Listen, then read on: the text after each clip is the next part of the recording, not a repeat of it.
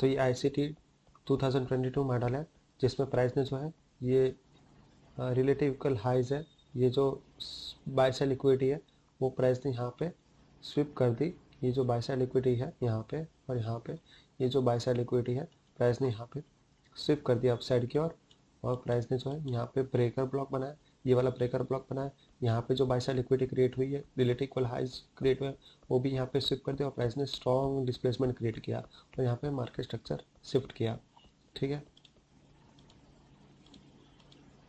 तो जब प्राइस ने जो ये ICT का 2022 मेंटर से मॉडल बनाया, ठीक है, तो उसमें अगर प्राइस जो है यहाँ पे इन्वर्जन FEG क्रिएट हो रहा है और यहाँ पे FEG क्रिएट हो रहा है, तो प्राइस जब स्ट्रॉन्ग डिस्प्लेसमेंट करते वक्त FEG क्रिएट करती है मार्केट स्ट्रक्चर शिफ्ट के साथ में, और इन्वर्जन FEG भी क्रिएट हुआ होता है पहले वाले लेग में। ठीक है, तो ये as a strong support and resistance की तरह एक्ट करता है। जैसे कि जब प्राइस अब रिट्रेस होगा, तो प्राइस रिट्रेस होने के बाद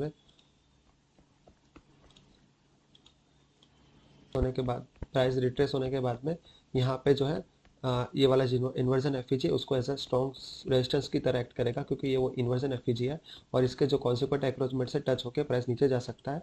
इस वजह से प्राइस जो है जो नॉर्मल FEG क्रिएट हुआ है, रिसेंटली FEG जो क्रिएट हुआ है उसको टच करके, जस्ट टच करके नीचे जा सकता है। उसके कॉन्सिक्वेंट एंक्रोचमेंट तक या तो उसके ऊपर उसको फुल्ली जो है रीबैलेंस करने की प्रोबेबिलिटी डिक्रीज हो जाती है।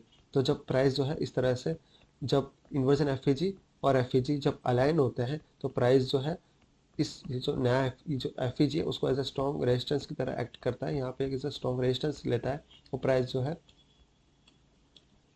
फुल्ली इसको रीबैलेंस नहीं करता है FEG को। इवन जो है OT जोन तक भी प्राइस नहीं आता है।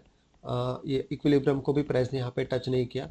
तो प्राइस जब डिस्प्लेसमेंट के बाद रिट्रेसमेंट होना चाहिए, डिस्प्लेसमेंट किया, मार्केट स्ट्रक्चर शिफ्ट किया और डिस्प्लेसमेंट हुआ, और उसके बाद में प्राइस को रिट्रेस होकर OT जोन तक जाना चाहिए, लेकिन प्राइस OT जोन तक नहीं जाता है, क्योंकि प्राइस जो है यहाँ पे इन्वर्जन FEG और FEG क्रिएट किया है। ठीक है, तो इन दोनों का अलाइनमेंट हो जाता है। तो जब इन दोनों का अलाइनमेंट हो जाता है तो स्ट्रॉन्ग रेजिस्टेंस की तरह प्राइस एक्ट करता है और FEG को टच करके नीचे चला जाता है, उसको फुल्ली रीबैलेंस नहीं करता है। इसलिए अगर कोई FEG पहले क्रिएट हुआ होता है तो प्राइस वहाँ तक नहीं जाता है उसको रीबैलेंस करने के लिए, वो अनफिल्ड रह जाता है। पुराना वाला जो इम्बैलेंस है वो रीबैलेंस नहीं होता है, वो अनफिल्ड रह जाता है और प्राइस देखो OT, यहाँ पे भी हमने देखा OT जोन में भी प्राइस नहीं आया। ठीक है, तो इस तरह से प्राइस जो ऊपर नहीं जाता है इसलिए अनफिल्ड रह जाता है। ऊपर वाली FEG जो है अनफिल्ड रह जाती है और प्राइस नीचे वाली FEG को ही टच करके रिवर्स हो जाता है। इसलिए हमें जो है एंट्री मिस ना हो जाए, हमारा ट्रेड मिस ना हो जाए, इसलिए हमें है ना, जब प्राइस रिट्रेस करता है तो हमें पहले ही यहाँ पे इनिशियल नीचे ही हमें एंट्री ले लेनी चाहिए। जब प्राइस रिट्रेस होता है तो लोअर बाउंड्री पे ही, इस FEG के लोअर बाउंड्री पे ही हमें एंट्री ले लेनी चाहिए, क्योंकि प्राइस जो है इसके कॉन्सिक्वेंट एंक्रोचमेंट तक आने की प्रोबेबिलिटी या तो इसको फुल्ली रिबैलेंस करने की प्रोबेबिलिटी डिक्रीज हो जाती है। प्राइस जो है नीचे से ही टच होके इस बाउंड्री को टच होके जा सकते हैं, या तो ये वाला जो FEG है इन्वर्जन FEG उसके कॉन्सिक्वेंट एंक्रोचमेंट को टच होके प्राइस नीचे जा सकता है। इसलिए इसमें हमें, इस वाले केसेस में हमें जो है स्ट्रॉन्ग रेजिस्टेंस फेस करने को मिलता है और ऊपर वाली जो FEG अनफिल्ड रह जाती है और स्ट्रॉन्ग रेजिस्टेंस फेस करने को मिलता है। इस वजह से हमें एंट्री जो है तुरंत लेनी पड़ती, इमीडिएटली एंट्री लेनी पड़ती जब प्राइस जो है FEG को टच करता है, और हमें ऊपर की साइड के लिए